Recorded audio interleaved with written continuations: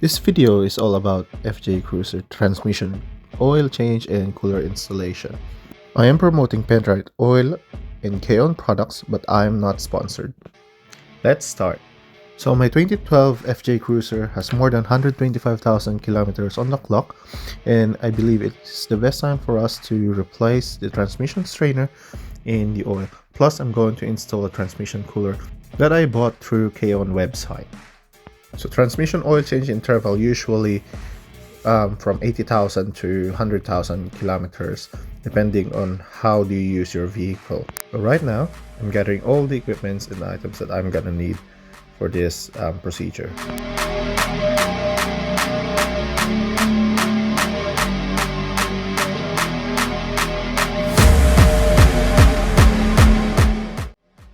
Now that we got all our equipments, we can now start.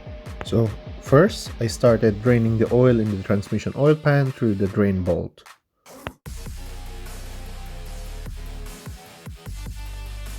So while draining the oil pan, I now move to the engine bay to locate the transmission return line. It will be found in the lower radiator on the battery side.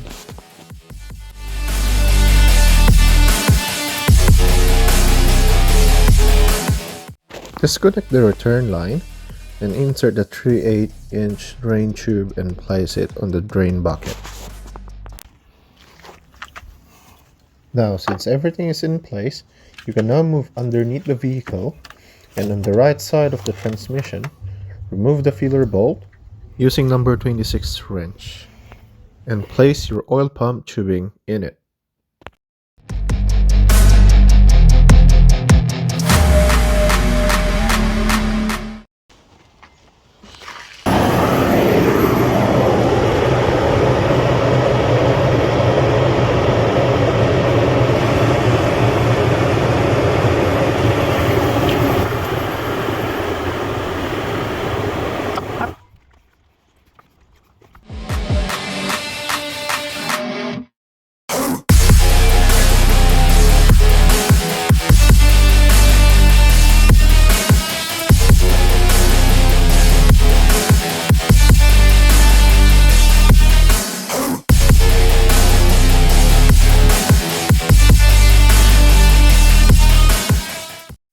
Now that I'm satisfied with the color in the drain tube, I'm going to remove the front grille using a Phillips screwdriver and the trim removal tool to install the transmission oil cooler.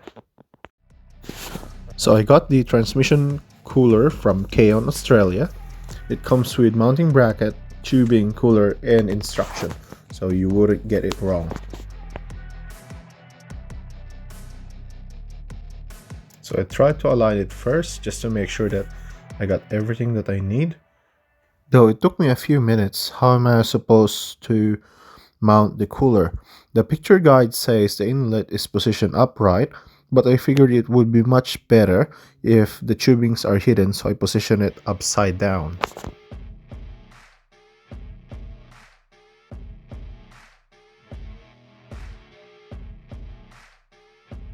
There's a tubing access from the engine bay to the front, just behind the left headlight.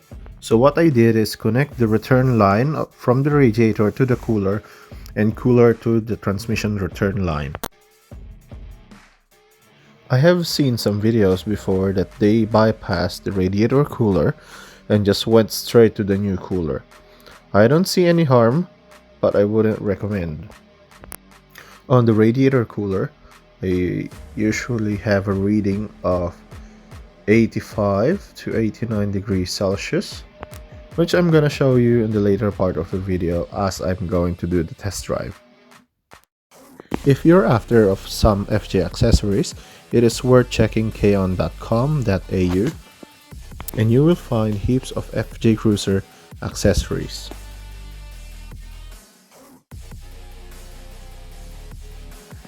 Alright, now that I've got the cooler on, time to put back the grille and work on the transmission strainer.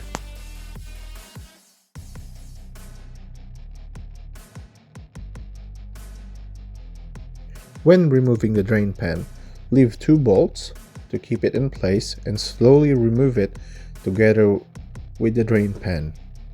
So what I did is I leave 2 bolts on the opposite side of the drain hole so I can drain a bit of oil and not spill it everywhere. Remove 4 strainer bolts and remove the strainer. Make sure you remove the O-ring. Remove the old gasket and just clean it with a gasoline or brake cleaner. And I did use both of them.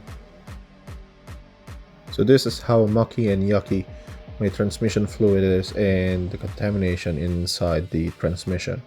It was really a good time for me to replace it so I can keep the FJ transmission trouble-free for the next 5 years.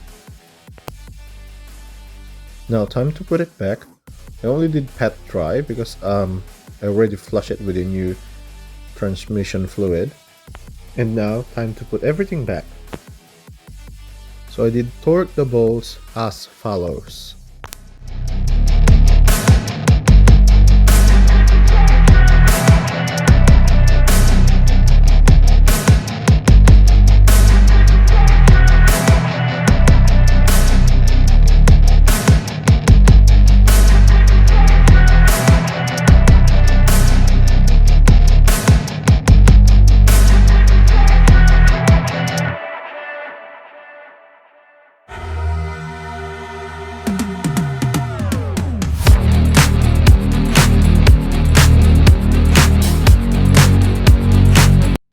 So it's almost time to fill up the FJ.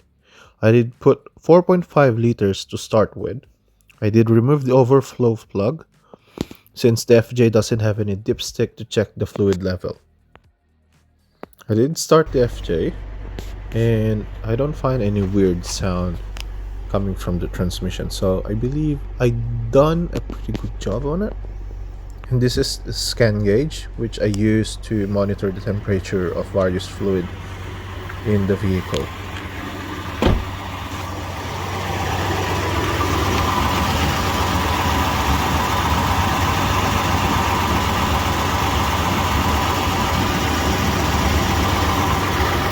To top up the FJ properly, I have to run it and raise the ATF temperature so that all the valves and channels inside the transmission will be filled up with the ATF, and I will top it up again once I got home. Also, I posted a previous video before with the transmission oil change with my Isuzu Bighorn, and I know it's ugly because I just made it in a rush. So the procedure with the Isuzu Bighorn and the FJ Cruiser is slightly different.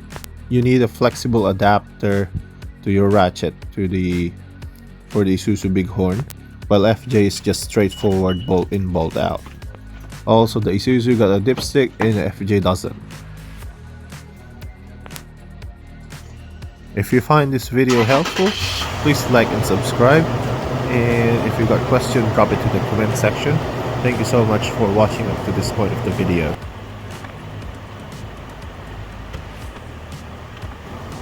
The next part of the video would be I'm gonna test drive it and run up to the hill just to raise the ATF temperature.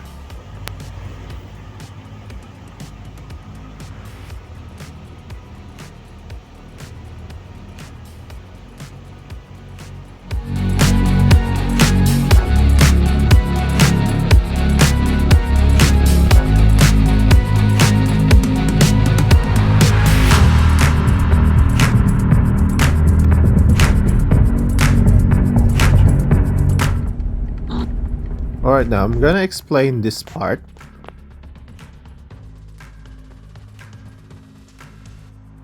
These are the temperature reading after 20 minutes of drive and 5 minutes of driving on 12 to 17 degree hill.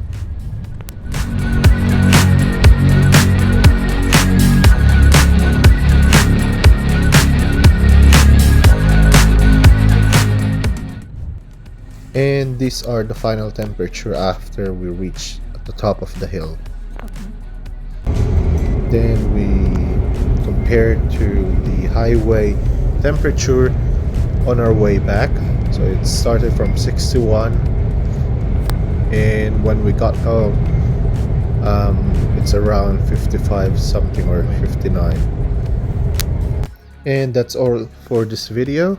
As I've mentioned earlier, if you need FJ Cruiser accessories and stuff, it's worth checking Kaon, Australia. And I hope they could just throw away some free t-shirt for me and my newborn baby. And for the transmission fluid, I did use Penrite because of the price, and it's easily available in New Zealand market.